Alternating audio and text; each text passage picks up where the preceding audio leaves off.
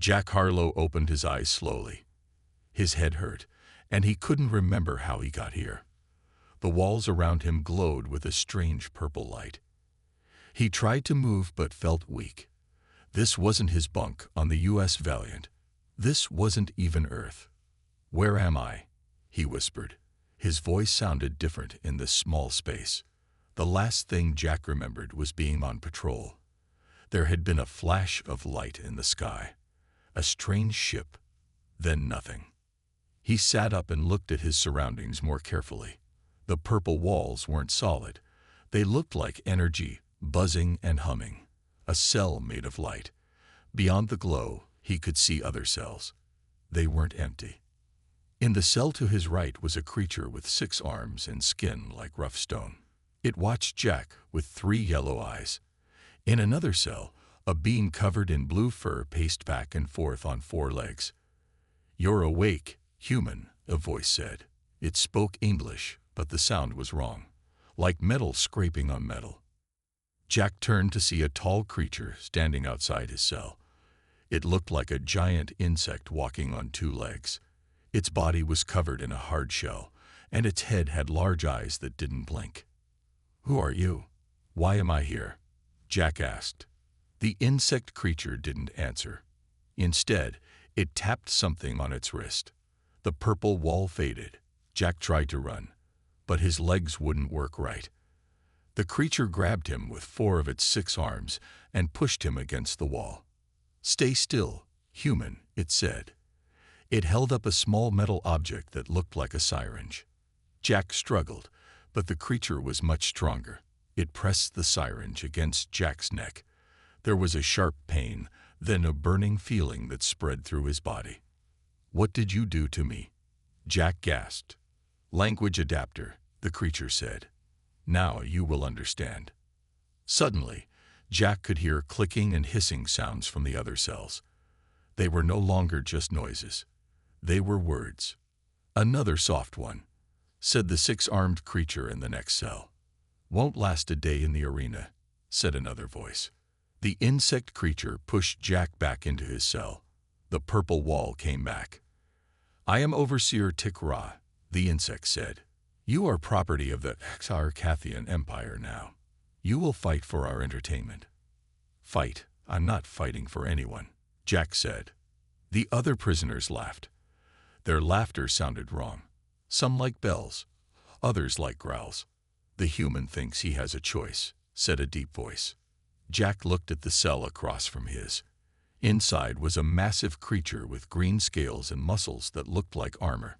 It had a head like a lizard with sharp teeth, showing in what might have been a smile. "I am Krasthar," the lizard creature said. 20 battles I have won. 20 opponents I have destroyed." It pointed a clawed finger at Jack.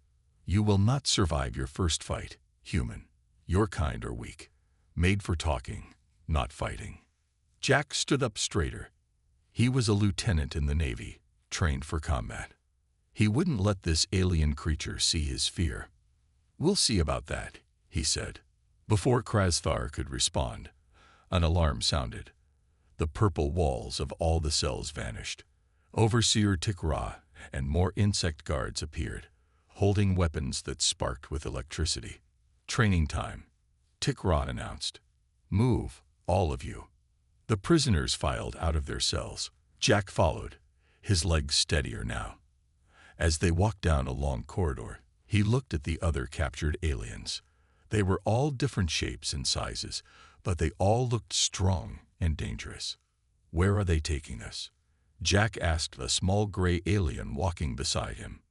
"To learn how to die well," the alien answered. "The Xarcathians love a good show." Jack felt a cold knot in his stomach. He was a long way from home, surrounded by creatures who wanted him dead, about to be forced to fight for his life. But as he followed the others toward whatever came next, one thought kept him moving forward. He would survive. He would find a way back to Earth. And these alien gladiators would regret ever mocking the human. The guards led Jack and the other prisoners into a large open area.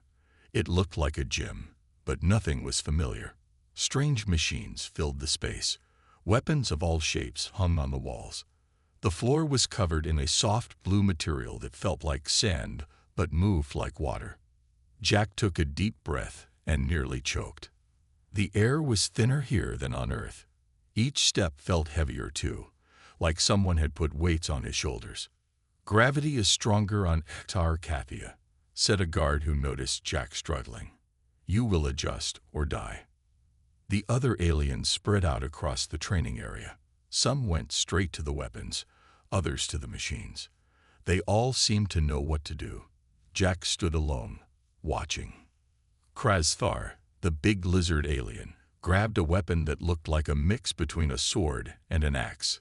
He swung it with amazing speed for his size. When he saw Jack watching, he laughed. "Look at the human," Krasthar called out. "He doesn't even know which end of a blade to hold." Several aliens stopped to look and laugh. Jack felt his face grow hot. He had trained with weapons in the Navy, but nothing like these. "Humans are not warriors," said a tall, thin alien with blue skin. "They send robots to fight their wars. They hide behind computers. I heard they need special suits just to breathe in space," another added. Jack started toward a rack of smaller weapons. He would show them, but before he could reach it, a hand grabbed his shoulder. Jack turned quickly, ready to fight. He faced an alien with gray skin and 4 arms. It was shorter than Jack, but looked strong. Its face was almost human-like, with 2 eyes and a mouth, but had no nose and strange markings on its forehead. "Not that one, human," the 4-armed alien said, pointing to the weapon Jack was reaching for. "That is a Mulgard heat blade. It would burn through your soft skin." "Who are you?" Jack asked. "I am Droll of the Praxian system," the alien said. "Overseer Vexmore has made me your trainer." A different insect guard approached. This one was larger than Tikra and had markings on its shell. "This is Overseer Vexmore," Droll said. "He runs the training." Vexmore looked Jack up and down. Another human. The last one died quickly. Jack's stomach tightened. There had been other humans here before him. "This one will learn," Droll said, though he didn't sound convinced. Vexmore clicked his mandibles. "He has 2 days before his first match. Teach him enough to make it interesting." The Overseer walked away to check on other fighters. Droll sighed with all 4 of his arms dropping slightly. "Follow me, human." They walked to a quieter corner of the training area. Droll picked up a simple staff and handed it to Jack. "Start with this. It is like your Earth weapons," he said. Jack took the staff. It was heavier than it looked, but felt good in his hands. He gave it a few practice swings. "Not terrible," Droll admitted. "What fighting skills do you have?" "Navy combat training," Jack said. "Hand-to-hand fighting, some weapons." Droll nodded. "Better than nothing. The Praxians fought alongside humans long ago. My great-grandfather told stories of your kind's strange fighting style." "What's strange about it?" Jack asked. "You don't use your natural advantages," Droll said. "Humans have good endurance. You can fight longer than many species, and you adapt quickly." Jack hadn't thought about human abilities as special. Here, surrounded by aliens with extra limbs, armor-like skin, and superior strength, being human seemed like a disadvantage. "Your first opponent will likely be a Gorlan," Droll continued. "They are big, strong, and rely on quick victories. If you can tire one out, you might survive." "Might," Jack repeated. Droll shrugged with his upper arms. "I said I would train you. I did not promise success." Jack gripped the staff tighter. "Show me what to do." For the next hours, Droll taught Jack how to move in the heavier gravity, how to use the staff against different alien body types, how to breathe the thin air without getting dizzy. By the end, Jack's muscles were burning. Sweat soaked his clothes, but he could feel himself getting stronger, adjusting. He noticed some of the other aliens watching him now, their mockery mixed with curiosity. As they left the training area, Jack passed Krasthar. The lizard warrior glared at him. "Learn what you can, human," Krasthar hissed. It will make your death more interesting for me to watch." Jack said nothing, but inside, a fire was growing. He would not just survive here. He would make them all see what a human could really do. 2 days passed too quickly. Jack had trained until his muscles screamed, but he didn't feel ready. Droll had taught him the basics of fighting different alien species, but there was too much to learn in such little time. "Today you fight," Overseer Vexmore announced at the morning meal. "The crowd is excited to see the new human." Jack pushed away his bowl of strange blue food. His stomach was too tight with fear to eat. The other gladiators watched him with interest. Some placed bets on how long he would last. 10 minutes at most, said a skinny alien with spikes down its back. 5, said another. Gorlak will melt him quickly. Krasthar laughed. I say 2 minutes before the human begs for mercy. Jack looked at Droll. Who is Gorlak? Droll's 4 eyes blinked slowly. Omorvaxian. Round body, 6 legs, acid glands. Not the worst first opponent, but dangerous. Any advice? Jack asked. Stay away from the yellow spots on his body. That's where the acid comes from, Droll said. And remember what I taught you about their vision. They see movement better than shapes. Guards came to escort Jack to a small room near the arena. They gave him light armor that covered his chest and arms, but left his legs mostly free for movement. The armor was made of a material Jack had never seen before, light as fabric, but hard as metal. The Emperor watches today, one guard said. Try to die in an interesting way. Jack was left alone for an hour. He used the time to stretch and prepare his mind. He thought of Earth, of his family, of everything he wanted to return to. Fear wouldn't help him now. He needed to focus. Finally, a loud horn sounded. The door in front of Jack slid open, revealing a tunnel that led to bright light. The sound of thousands of voices came through the tunnel, the crowd waiting for the show to begin. Move, human, a guard ordered. Jack walked through the tunnel. With each step, the roar of the crowd grew louder.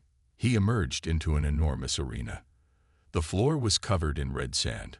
Walls at least 30 feet high surrounded the fighting area.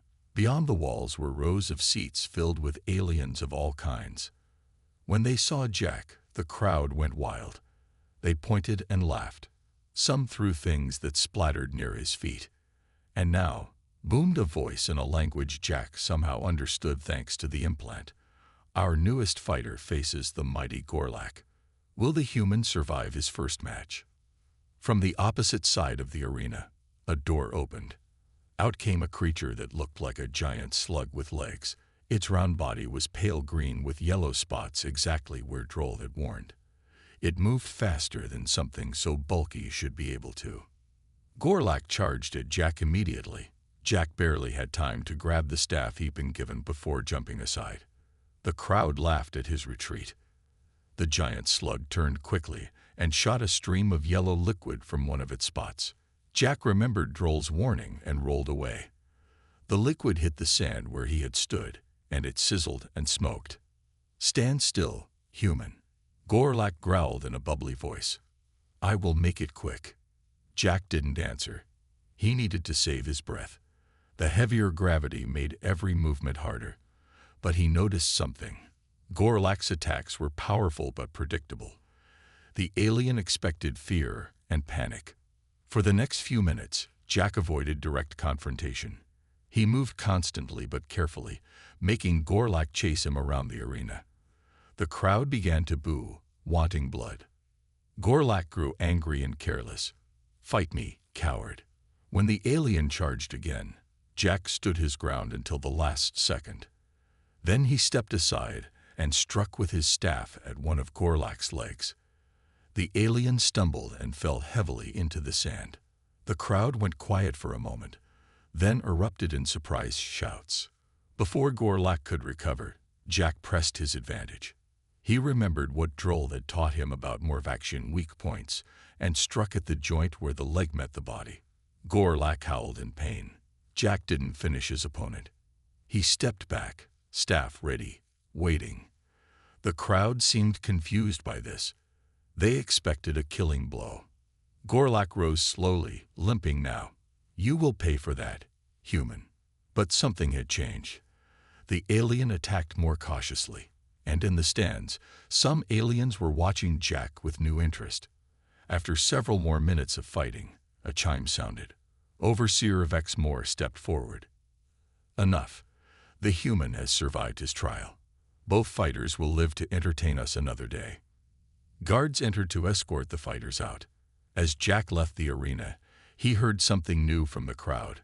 Not just mockery, but whispers of respect. Jack sat in the recovery room, wincing as a medical drone sealed a cut on his arm.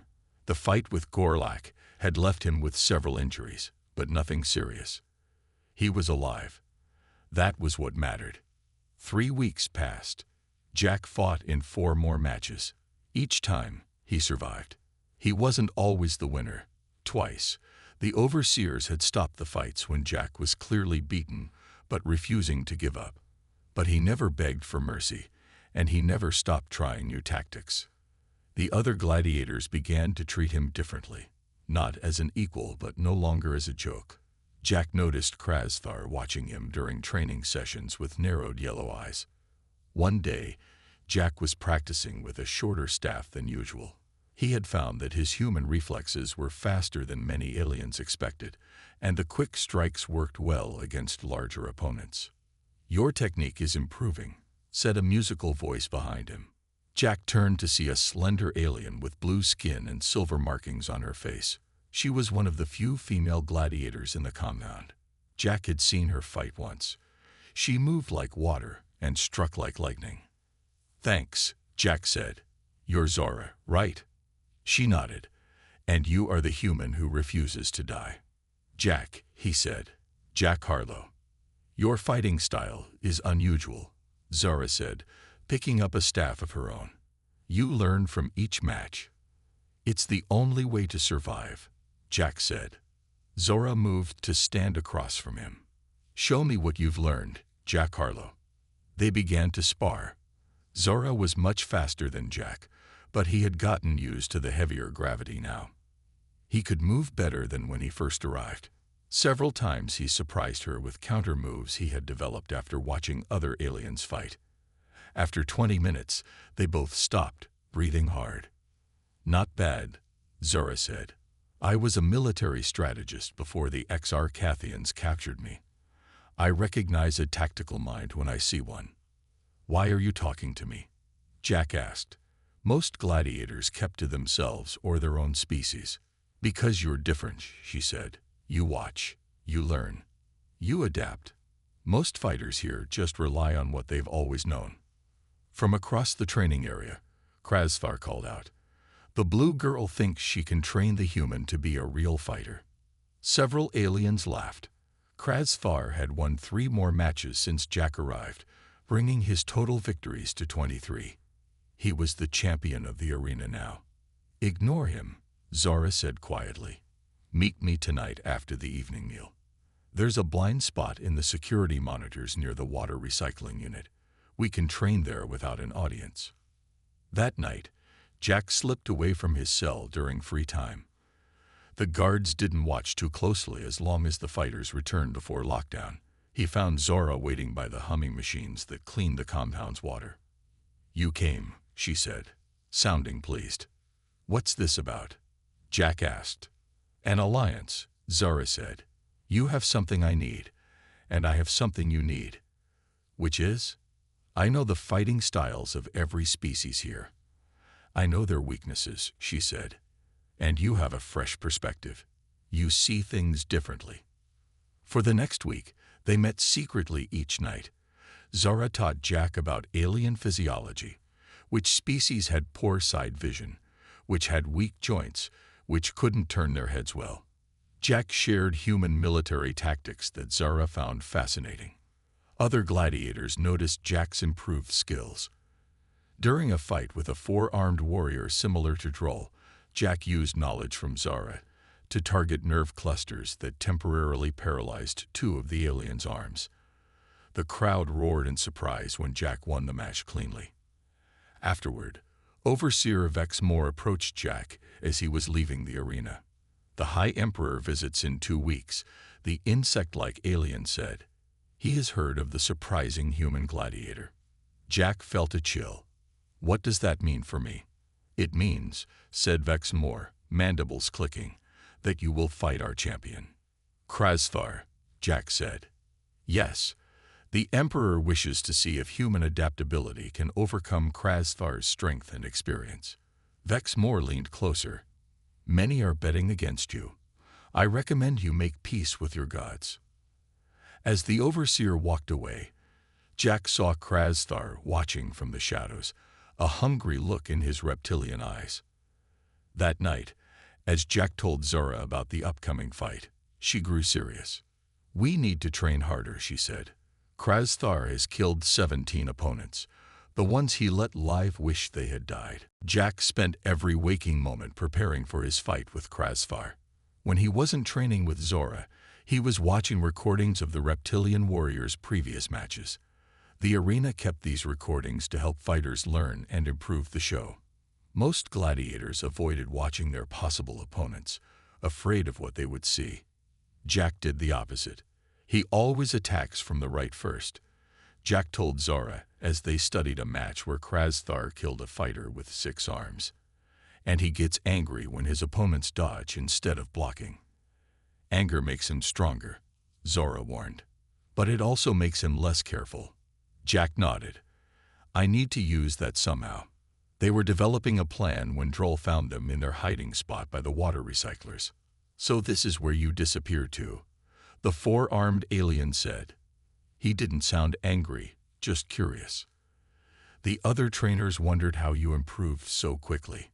Jack tensed, ready for trouble, but Zara seemed calm. "Will you tell the overseers?" she asked. Droll shook his head. "No, I came to help." "Why?" Jack asked. "Because Krasthar has killed too many good fighters," Droll said. "And because my people once fought alongside humans. There is a debt there." With Droll now helping them, Jack learned even more. The older alien knew things about reptilian species that even Zora didn't. "Their skin is tough, but they have nerve points here and here," Droll explained, pointing to spots on his own neck and under his arms. "A strong hit there will cause pain even through their scales." The day before the big fight, something unexpected happened. Guards brought in a new prisoner during the training session. Jack nearly dropped his practice weapon when he saw who it was. "Another human," Zora said, surprised. The new prisoner was a woman with short brown hair and sharp eyes. She looked around the training area with more curiosity than fear. When she saw Jack, her eyes widened. "Jack," she called out. Jack moved toward her quickly. "Sam, Samantha Case." The guards allowed them to talk briefly. Sam had been a xenobiologist studying alien wildlife on a moon in Tarkathian space when she was captured. "They caught me collecting specimens," she explained. "Said I was trespassing on Imperial hunting grounds." "You're a scientist. Why are you in the gladiator cells?" Jack asked. Sam shrugged. "They test all prisoners for fighting potential. Apparently I did too well in their reflex trials." Before they could talk more, a guard pushed between them. "Enough. The new human goes to basic training." "Wait," Jack said quickly. "Sam, do you know anything about reptilian aliens? I'm fighting one tomorrow." Sam's eyes lit up. "Actually, yes. My research team studied several reptilian species. Their cold-blooded nature means they start slow but get faster as they warm up." "And they?" The guard shoved Sam away. But she called back. "They have poor heat regulation. They overheat easily." That night, Jack couldn't sleep. He went over everything he had learned about Krasthar. The reptilian had size, strength, and experience. Jack had what? Human endurance and adaptability. Would that be enough? Just before morning, a guard came to his cell. "For you," the guard said, tossing a small package through the energy field. Jack opened it carefully. Inside was a small container of dirt. Actual Earth dirt. He could smell it. Rich, dark soil from his home planet. With the dirt was a note written in rough English. Warriors fight better for their home soil. This is tradition. It wasn't signed, but Jack suspected it was from Droll. Jack touched the soil gently. It reminded him of what he was fighting for. Not just survival, but to return home. To see Earth again. When the guards came to take him to prepare for the match, Jack was ready. He tucked a pinch of Earth soil into a small pocket in his arena armor, right over his heart. The preparation room was quiet except for the distant sound of the crowd gathering. They would be larger today with the Emperor attending. Jack stretched carefully, going through the moves Zara and Droll had taught him. A shadow fell across the doorway. Jack looked up to see Overseer Vexmore. Many important people have bet on this match, the Overseer said. Most expect Krasthar to kill you within 5 minutes. Jack said nothing. But I have watched you, human, Vexmore continued. You are not like the others of your kind we have captured. You learn. You adapt. Is that a compliment? Jack asked. It is an observation. The Overseer replied. Your match begins in 30 minutes. The Emperor himself will be watching. The arena was transformed for the Emperor's visit. Bright banners hung from the walls. The red sand had been replaced with blue sand that sparkled in the light. The seats were full, with aliens of all kinds packed together to watch the matches. Jack stood in the tunnel leading to the arena floor. He could hear the crowd roaring. His heart beat fast, but his mind was clear. He wore light armor that protected his chest and arms, but left him able to move quickly. In his hand was a staff made of light, strong metal. At Zara's suggestion, he had chosen a weapon he knew well rather than something more impressive. A loud horn sounded. The doors opened. Jack walked out into the blinding light of the arena. The crowd's reaction surprised him. Some aliens still jeered and mocked, but others called out his prisoner number like a name. Some even stood and raised their arms in a gesture of respect. Jack had become popular with some fans after his last few fights. From a high box decorated with golden symbols, a large insect-like creature watched. Its shell was bright red with patterns of gold and black. This had to be the High Emperor of the Sarkathian Empire. Another horn blew. From the opposite tunnel walked Krasthar. The reptilian warrior looked even more impressive than usual. His scales gleamed with oil. Muscles rippled under his tough skin. He carried a large curved blade in each hand. Today, a voice boomed over the arena. Our champion Krasthar faces the surprising human who has defeated 5 opponents. Will the human's luck end today? The crowd roared. Krasthar raised his blades high, turning in a circle to accept their praise. When he faced Jack, he bared his teeth in what might have been a smile. I have waited for this, human, Krasthar called across the arena. Your skull will decorate my quarters. Jack didn't respond. He needed to save his energy. He needed to stick to the plan. A third horn sounded. The match had begun. Krasthar charged immediately, just as Jack expected. The reptilian's first attack came from the right. Again, as expected. Jack dodged, not attempting to block the powerful blow that would have broken his staff. Stand and fight. Krasthar growled, attacking again. Jack continued to dodge and move. He needed Krasthar to chase him, to work harder in the heavy gravity. The crowd began to boo. They wanted action, blood. 5 minutes passed this way. Krasthar grew more frustrated. His attacks became wilder, less controlled. Sweat began to form on his scales, the sign Sam had told Jack to watch for. The reptilian was starting to overheat. Finally, Jack made his move. As Krasthar lunged past him, Jack struck at the nerve point on the back of the reptilian's neck. Krasthar roared in pain, dropping one of his blades. The crowd gasped. Jack pressed his advantage, striking again at the nerve point under Krasthar's arm. The reptilian's left arm hung limp at his side now. What is this? Krasthar hissed. What have you done? I learned, Jack said, moving in for another strike. But Krasthar was not championed by accident. Despite his injuries, he caught Jack's staff with his good hand and pulled. Jack, not willing to lose his weapon, was pulled close, too close. Krasthar's tail whipped around and struck Jack hard in the side, sending him flying across the arena. Jack landed heavily on the blue sand. Pain shot through his ribs. He struggled to stand as Krasthar advanced, now moving more carefully. "You are clever, human," the reptilian said. "But I am stronger." Jack backed away, trying to catch his breath.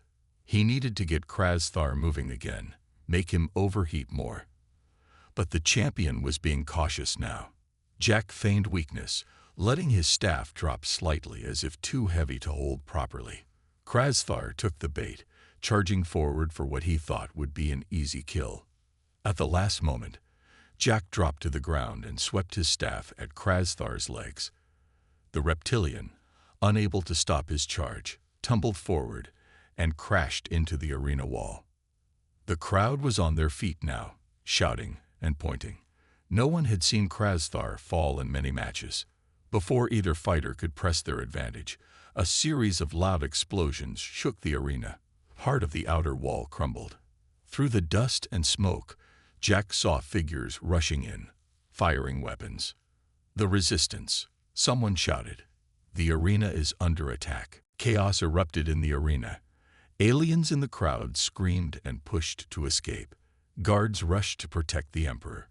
Through the hole in the wall, fighters with weapons poured in. They wore different clothing than the guards, darker, with no imperial symbols. Jack stood frozen for a moment, not sure what to do. Then he saw Sam running toward him through the confusion. "Jack, come on," she shouted. "The resistance is here." "Resistance?" Jack asked. "Yes, I tried to tell you yesterday," Sam said. "There's a group fighting against the Empire. I made contact with them before I was captured. They planned this attack for the Emperor's visit." A guard rushed at them. Without thinking, Jack moved to protect Sam. He blocked the guard's weapon with his staff and pushed him away. "We need to free the other gladiators," Jack said. Sam nodded and pointed to a woman leading a group of resistance fighters. "That's Captain Olivia Martinez. She's been undercover gathering information for months. She'll help us." Jack looked around for Zara and Droll. He saw Zara fighting two guards, moving gracefully despite her chains. Droll was helping another alien break free. Then Jack noticed Krasthar. The reptilian champion was surrounded by guards who were trying to move him to safety. As one of the Emperor's prized fighters, he was valuable property. Jack made a quick decision. He ran toward Krasthar, dodging fighting and debris. "What are you doing?" Sam called after him. Jack reached Krasthar just as the guards were hit by resistance fire. They fell, leaving the reptilian alone and still chained. "You," Krasthar hissed when he saw Jack. "Come to finish our fight." "No," Jack said. "I came to offer you a choice." He used the end of his staff to break the lock on Krasthar's chains. The reptilian looked at his free hands in surprise. "Why would you free me? I am your enemy." "You're a warrior," Jack said. "Don't you want to choose your own battles?" For a long moment, Krasthar stared at Jack. Then he nodded slowly. "What do you suggest, human? Help us free the others. Fight the real enemy, the ones who put us in chains." Together, they moved through the arena, freeing gladiators and fighting guards. Some gladiators ran away, seeking only their own freedom. Others joined the fight against the Empire. Near the center of the arena, they met Captain Martinez. She was tall with dark hair pulled back tightly. "So you're the human everyone's talking about," she said to Jack. "Good work with the gladiators." "We need to move quickly," Sam said. "Imperial reinforcements will arrive soon." Martinez nodded. "The escape ships are ready, but we have a problem. Overseer Vex Moore has locked down the main exit." Jack looked at Krasthar, Zara, and Droll, who had joined them. "We can handle Vex Moore." They found the Overseer at the control panel near the Emperor's viewing box. The Emperor was already gone, evacuated by his guards. Vexmore was alone, working quickly to seal all exits. "Stop," Jack called. Vexmore turned, mandibles clicking in surprise. "My gladiators. How disappointing." "We're not your gladiators anymore," Zura said. Vexmore pulled out a weapon. "Then you are nothing." The Overseer fired, but Jack was ready. He dodged the blast and moved in close, using the fighting style he had developed in the arena. Vexmore was strong but not used to real combat. His movements were slow compared to Jack's. The other gladiators joined the fight. Together, they overwhelmed Vexmore. Jack struck the final blow, hitting the Overseer's head with his staff. Vexmore fell to the ground, unconscious. "Access the controls," Martinez ordered. "Open all doors and disable the security systems." Troll, who understood the Tarkathian technology, quickly did as she asked. Alarms stopped, and doors throughout the complex slid open. "Now we run," Martinez said. "The ships are waiting." They moved quickly through the complex, gathering freed prisoners as they went. Behind them, they could hear the sounds of Imperial ships arriving with reinforcements. At the landing area, 3 small ships waited. Gladiators and resistance fighters rushed aboard. Jack paused at the entrance to the last ship and looked back at the arena where he had fought for his life so many times. It looked smaller now, less frightening. "Jack, come on," Sam called from inside the ship. He stepped aboard. The door closed behind him. As the ship lifted off, Jack found himself standing next to Krasthar. "What will you do now?" Jack asked the reptilian. "Fight for freedom," Krasthar said. "And you, human." Jack thought of Earth, so far away.